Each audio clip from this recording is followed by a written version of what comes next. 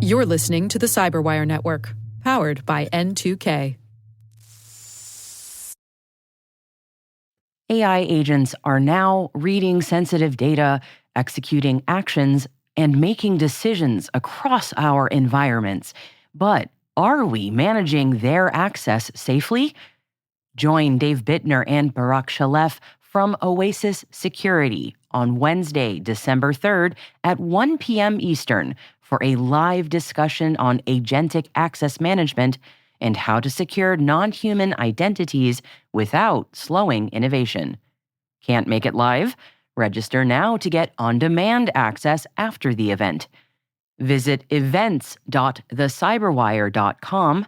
That's events with an S, .thecyberwire.com to save your spot.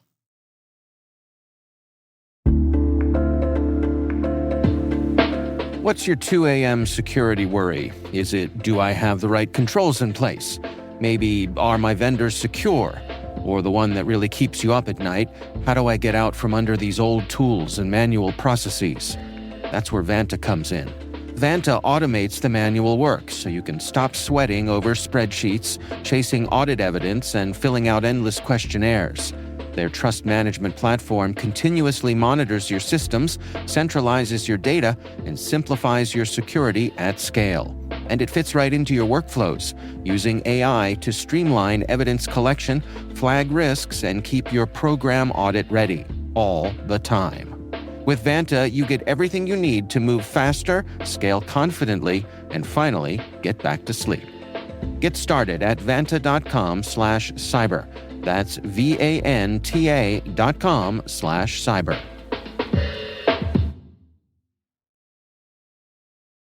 Space systems can be vulnerable.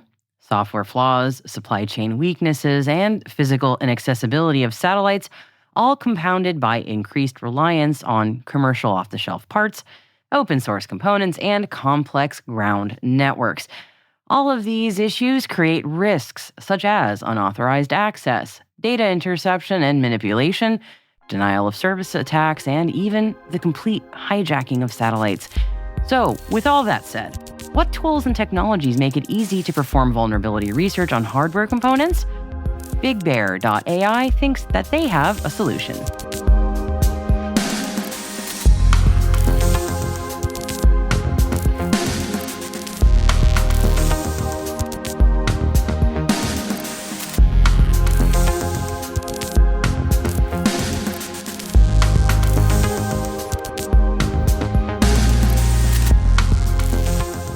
This is T-Minus Deep Space.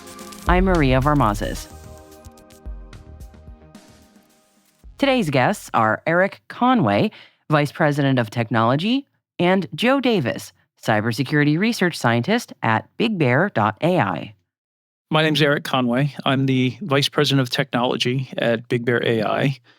We are an AI provider, and we provide decision support to customers across the military, the Department of Defense, the Department of Homeland Security, as well as in the intelligence community. My background is as a software engineer, supporting cybersecurity-related missions and AI-related deployments for about the last 25 years now with Bigbear.ai. Fantastic. Thank you. Joe, over to you. Yes, hello. I am Joe Davis. I am a cybersecurity research scientist with Bigbear.ai. I've been with the company going on 4 years, and my background is also in software engineering, as well as cybersecurity, vulnerability assessments, quite a bit with telecommunications systems and various other domains, power control systems, SCADA, any kind of equipment like that is where my background has been. Since coming over to Bigbear, I have switched my focus over a little bit to the space domain, which is, I think, what we're going to be talking about today. Yes, indeed. We are a space show, so I'm very interested in all things space. And gentlemen, thank you both for joining me today. And my background is for years I worked in-house in cybersecurity on the comms team. So I'm always really happy when I get to do space and cybersecurity. It just makes me very, very happy. So I'm thrilled that I get to be speaking to you both today. And I would love to learn about one of the offerings that Big Bear has, Space Crest. This is fascinating. I was wondering, could you guys walk me through this? Great question, Maria. Thank you. Space Crest, the crest in Space Crest, by the way, stands for Cyber Resilience Evaluation Security Testing, or CREST. So There you it go. is a long acronym. Space Crest is a perfect example of what you just referenced. It's that intersection of cybersecurity, space, as well as artificial intelligence and data analytics. That's what Space Crest essentially is. It's a combination of all of those different techniques, but applied specifically at the challenge of helping to create more resilient space systems for our national security, as well as for commercial companies that are working in space. Spacecrest originated at Bigbear.ai in our innovations lab. People like Joe and I work in the innovations area at Bigbear.ai, and we're always looking for new ways to bring together some of these skills, cybersecurity or artificial intelligence. And Spacecrest evolved through a partnership with a company called Redwire Space. They have a modeling and simulation platform that I'll let Joe talk in detail about. But the hypothesis was posed, can you create a cyber range for space systems using a high-fidelity physics model? So we started integration and implementation of that in our laboratories, and then now we have Spacecrest. And I'll turn it over at this point to Joe to talk more in detail about what Spacecrest is specifically. All right. So Big Bear's Spacecrest is enabled by the Acorn 2.0 digital engineering platform that Eric referred to, created by our Redwire Space partners. Acorn allows us to create models of satellites of varying levels of fidelity based on the needs of the problems that we're trying to solve. It lets us build digital twins from models, simulators, emulators, or even real hardware that we might be able to get from these spacecraft, such as, say, star trackers, reaction wheels, power systems, or payloads of the satellites themselves. The strength of Acorn is that when we put those components into the environment, they talk to each other as though they would on the real satellite.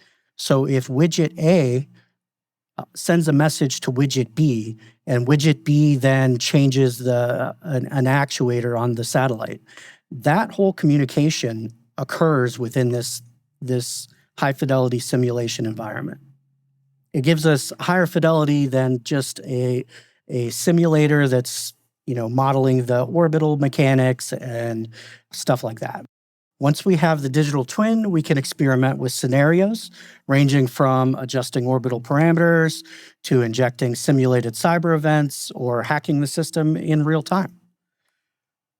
Acorn has the ability to run in an accelerated mode as well, which is really important to us. That lets us build scenarios that we just couldn't even get in real time with real satellite data.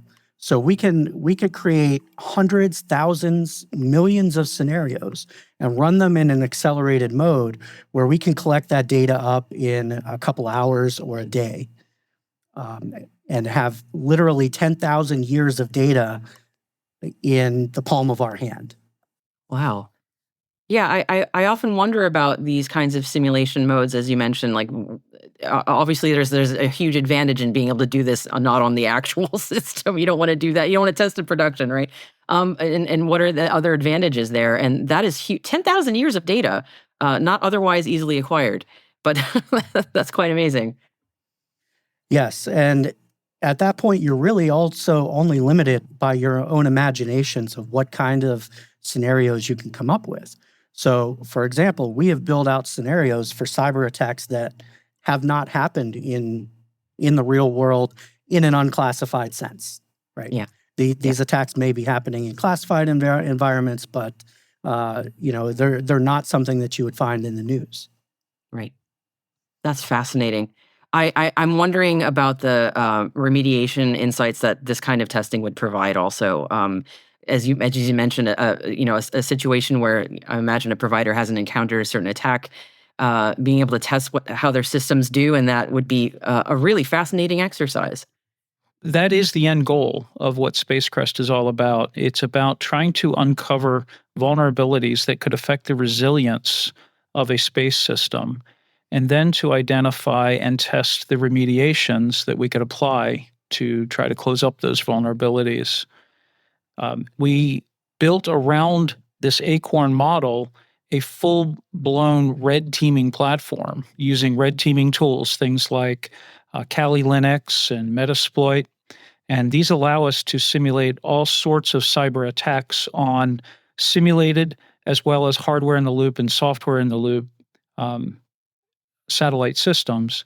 From that, we can understand where some of those vulnerabilities might be. We can try to find ways to patch those vulnerabilities, and then we can reevaluate the scenario and identify whether that remediation was effective or not. And the overall goal is to increase the resilience of that spacecraft.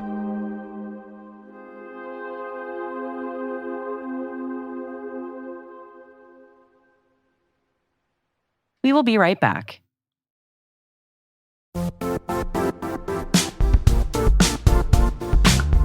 From phishing to ransomware, cyber threats are constant. But with NordLayer, your defense can be too. NordLayer brings together secure access and advanced threat protection in a single, seamless platform. It helps your team spot suspicious activity before it becomes a problem by blocking malicious links and scanning downloads in real time, preventing malware from reaching your network. It's quick to deploy, easy to scale, and built on zero trust principles, so only the right people get access to the right resources. Get 28% off on a yearly plan at nordlayer.com/cyberwiredaily with code cyberwire-28. That's nordlayer.com/cyberwiredaily, code cyberwire-28. That's valid through December 10th, 2025.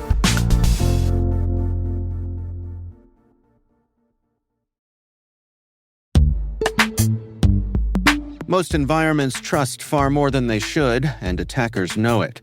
ThreatLocker solves that by enforcing default deny at the point of execution. With ThreatLocker Allow listing, you stop unknown executables cold.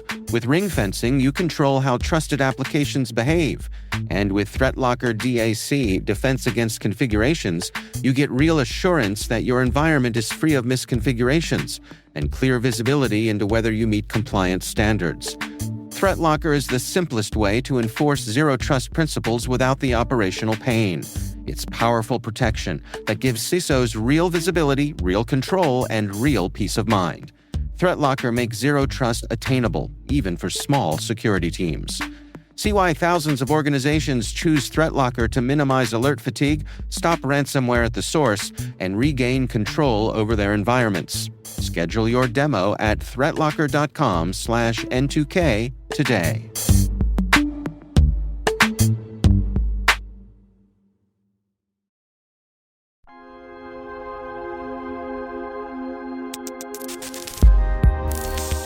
I'm wondering if Eric or Joe, or both really, if you can also speak to the need in the current space market for solutions like this.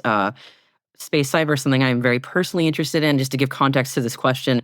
And it has been fascinating watching it evolve in the past few years. And it seems like Spacecrest is coming in at a really crucial time right now. In general, you're right. The industry as a whole is moving towards more and more digital engineering. Digital twins they're not just a nice to have anymore.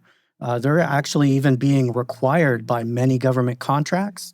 A contractor has to come in with digital engineering models, not just CAD files, but actual working models of how their system will work, how it'll integrate with other systems. One example of this is the Proliferated Warfighter Space Architecture, the PWSA, that's being developed by the Space Development Agency, SDA. It's a great example because right now they have a massive undertaking with lots of complexity, lots of different vendors. And how are all those vendors going to come together and integrate well and hopefully get that sorted out and figured out well before they have built their the multi-million dollar satellites. Ideally, digital engineering is how they can do that. If each of those vendors come in with models of their wares, then they could all be put together in various environments, a lot like Spacecrest.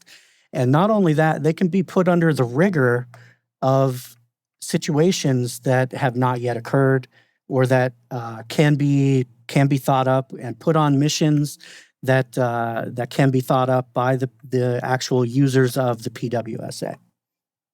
So the next question I had was about any success stories. I always love to hear about any examples, anything that can really drive home some of the things that we've been talking about in real life situations. Anecdotes anonymously are completely understandable given the context of what we're talking about, but just any anecdotes at all would be really helpful to understand. Well, let me start with a little bit of a background, and then Joe, you can talk in whatever detail you can talk about for some of our actual operational successes. In our laboratory, we've seen a lot of success with Spacecrest. We started out with the basic hypothesis I mentioned earlier, where we wanted to try to prove if we could create something akin to a cyber range, where we could execute cyber attacks against a satellite system that is virtualized. In this environment, we were able to prove that out. We were able to prove that there is enough fidelity in the modeling, in the simulation itself, that we can get realistic enough communications and protocols into that virtual environment to actually do real evaluation of cybersecurity vulnerabilities. It also helps that the Acorn system has a very rich bridge API, which allows us to integrate hardware and software into the loop, where they will function as if they're part of the purely virtualized satellite environment. And doing that, we were able to get some actual space components, in one case, a star tracker, which is a small device that uses the background sky to position the satellite in 3 dimensions in space. We were able to connect that into a virtualized version of a satellite, and then we were able to run cyber attacks against it that flooded it with way too many commands, for example, and essentially took it offline. It was analogous to what a denial of service attack would be on a terrestrial-based system. So we were able to use that as a demonstration of how there is enough fidelity in a modeled environment to do true cybersecurity evaluation on it. We coupled that with a more traditional reverse engineer of the device, and we were able to uncover vulnerabilities in the firmware.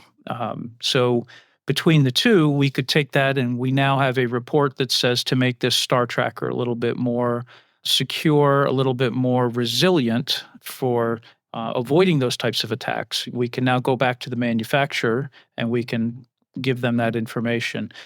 Doing that at scale would allow us to really address a lot of the supply chain problems that we see in the industry today. Satellites are made up of pieces of equipment that come from all over the world. It is a truly global supply chain, and the provenance of all of those devices and the software that runs those devices is not always known. So having the ability to evaluate each device independently, identify where the vulnerabilities are, could close up some of those supply chain issues as well. Joe, I think you have a few more examples of some successes we've had as well. Yes, I'll add another really great example, which comes from a current project that's ongoing and that I'm actually going to be talking about at the Value of Space Summit a little bit here in September. The project that I'm talking about it's called Cyber Resilient on Orbit, or CROW, and it's a partnership that we have with a small business called Proof Labs. And remember, I talked about the being able to create hundreds or thousands of scenarios within the Spacecrest environment and being able to inject cyber events into those scenarios.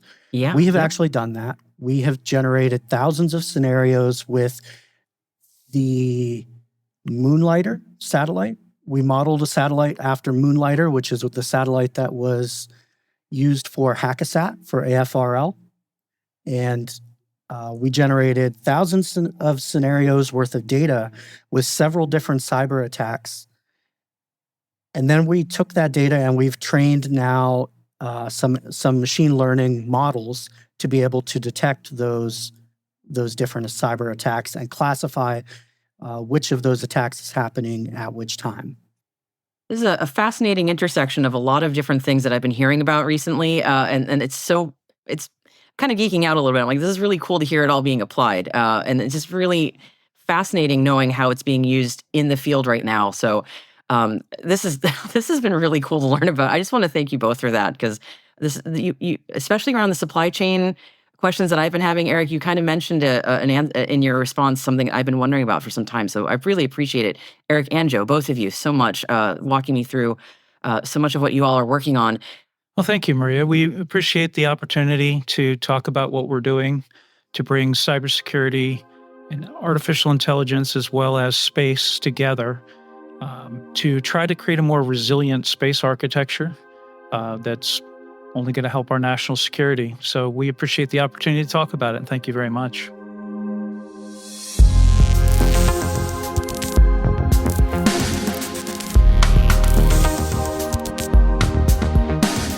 That's T-Minus Deep Space, brought to you by N2K Cyberwire. We'd love to know what you think of this podcast. Your feedback ensures we deliver the insights that keep you a step ahead in the rapidly changing space industry.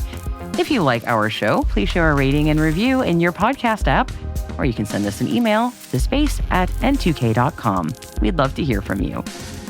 We're proud that N2K Cyberwire is part of the daily routine of the most influential leaders and operators in the public and private sector, from the Fortune 500 to many of the world's preeminent intelligence and law enforcement agencies. N2K helps space and cybersecurity professionals grow, learn, and stay informed. As the nexus for discovery and connection, we bring you the people, the technology, and the ideas shaping the future of secure innovation.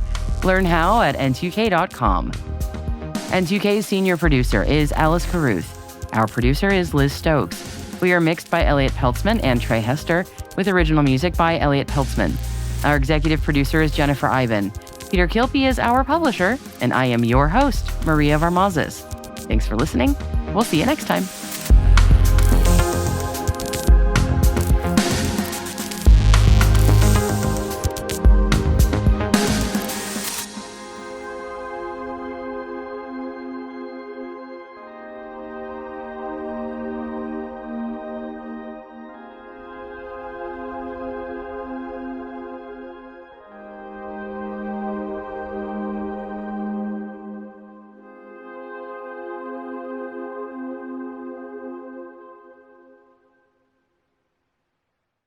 Hey, Ryan Reynolds here.